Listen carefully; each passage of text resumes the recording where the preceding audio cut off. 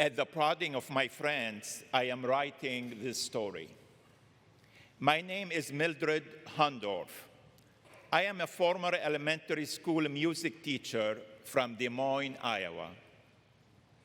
I've always supplemented my income by teaching piano lessons, something I have done for over 30 years. I have taught some talented students. However, I've also had my share of what I call musically challenged pupils.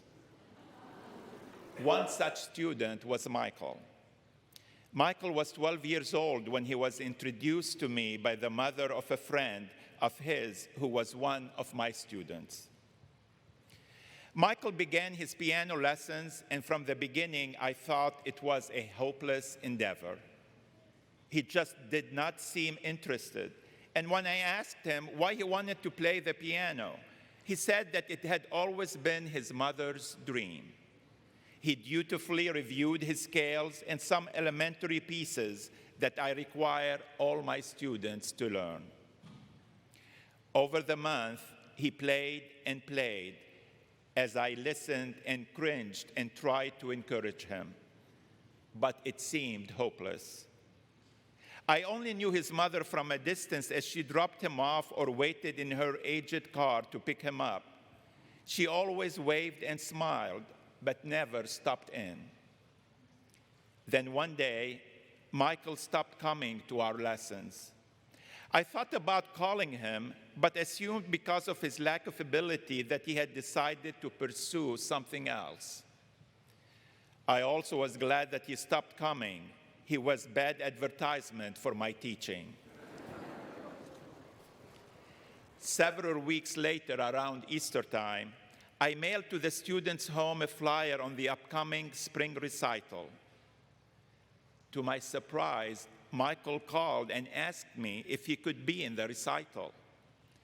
I told him that the recital was for current students, and because he dropped out, he really did not qualify. He said that his mother had been very sick and unable to take him to piano lessons, but he was still practicing very hard. And he said, "Mrs. Hundorf, please, I just have to play." He insisted. I don't know why, but I said yes to Michael. The night of the recital came. The high school gymnasium was packed with parents, friends, and relatives. I put Michael up last in the program before I was to come up and thank all the students and play a finishing piece. I thought that any damage he would do would come at the end of the program, and I could always salvage his poor performance through my curtain closer. Well, the recital went off without a hitch. The students had been practicing, and it showed. Then Michael came up on the stage. His clothes were wrinkled, and his hair looked like he'd run an egg beater through it. Why didn't he dress up like the other students, I thought? Why didn't his mother at least make him comb his hair for this special night? Michael pulled out the piano bench, and he began.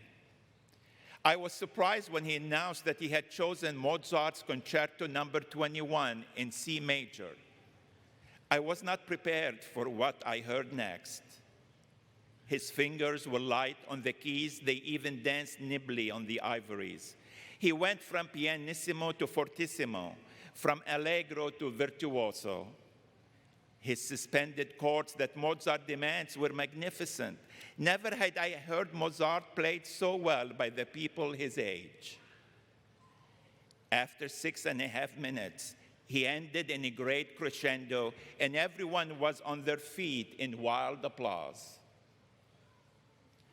Overcome and in tears, I ran up on stage and put my arms around Michael in joy. "I've never heard you play like that before, Michael. How did you do it?" Through the microphone, Michael explained, "Well, Miss Hundorf, I never told you this before, but I started playing piano at the age of 4 because my mom, who was a single parent, and encouraged me to play. And I loved to play because I saw how happy she became when she sat down to listen to the music that I was making. So I practiced and became good, all for my mom. But a few years ago, she got cancer and very shortly became deaf. Now she could not hear me play anymore. So I had no reason to continue playing. I just lost my interest, and what used to make me and my mom so happy became a very painful experience for me. Finally, my mom talked me into taking lessons again, and that's when I came to you a few months ago. But I didn't really want to. She was getting sicker, and the doctors told us that she did not have long to live. So I just did it to please her. My mom died last week, and that's when I called you. I wanted to play at the recital because I know that she is in heaven now. My mom can hear again, and I wanted her to hear the most beautiful music that I can make.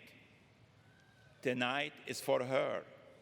Tonight I have reason again to play because my mom is not sick anymore, is not deaf anymore, is not dead anymore, but alive and well in heaven with Jesus. My mom taught me that if we believe in Jesus, that we too, when we die, will rise again like he did, to live forever and die no more.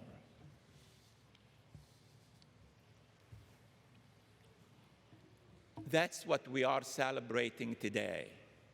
We're not celebrating something that just happened 2,000 years ago, and just it happened to Jesus. Because, well, if that's all what it's all about, that's great, but that's what to do with us today. Why are we still celebrating 2,000 years ago?